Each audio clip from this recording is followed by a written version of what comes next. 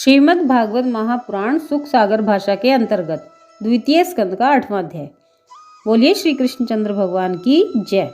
श्री सुखदेव जी से राजा परीक्षित का धर्म, वेद, पुराण एवं योगाभ्यास के विषय में वृतांत पूछना।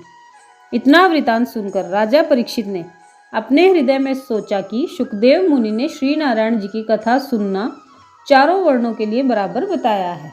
इन्होंने मुझे भी इन चारों वर्णों की सेवा में ही समझा है, इसलिए मुझे अपनी शंका दूर करने के निमित्त उन पिछले राजाओं की कथा के संबंध में पूछना चाहिए, जिन्होंने श्री नारायण जी के स्मरण और भजन में अपना देह छोड़ दिया था।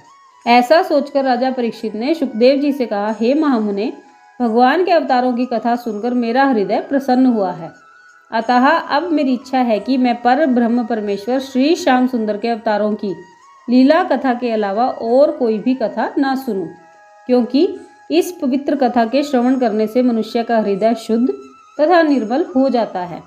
उस चमत्कार से काम, क्रोध, लोभ, मोह, अहंकार और मद आदि ऐसे नष्ट हो जाते हैं जैसे सांसारिक प्राणियों के घर में किसी राजा के आगमन से उसका घर शुद्ध तथा पवित्र हो जाता है।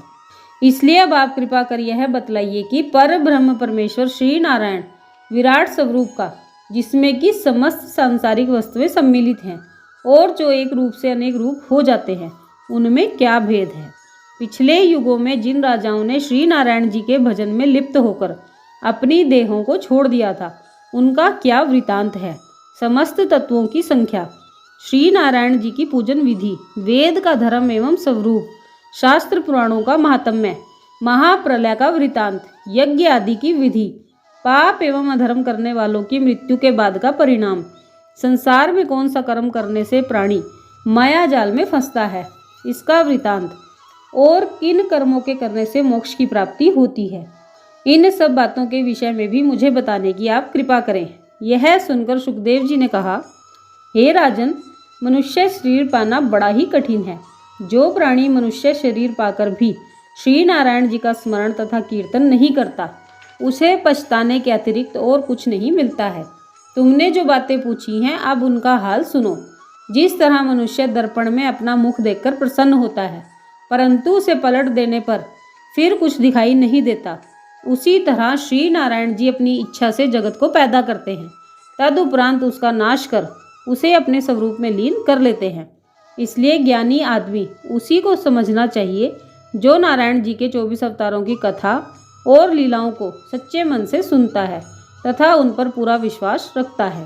चींटी से लेकर हाथी तक जीवों में उन्हीं एक परमात्मा का एक सा चमत्कार जानकर किसी को दुख एवं तकलीफ नहीं देनी चाहिए। इतनी कथा सुनाकर श्री सुखदेव जी ने राजा परीक्षित से कहा, हे राजन, तुमने जो बात पूछी है वही बात एक बार ब्रह्मकल्प में पितामह ब्रह्मा जी ने श्री नारायण जी से पूछी थी। ये था द्वितीय स्कंद का 8वां अध्याय। बोलिए श्री कृष्णचंद्र भगवान की जय। आज की वीडियो में बस इतना ही, फिर मिलेंगे अगली वीडियो में। राधे राधे।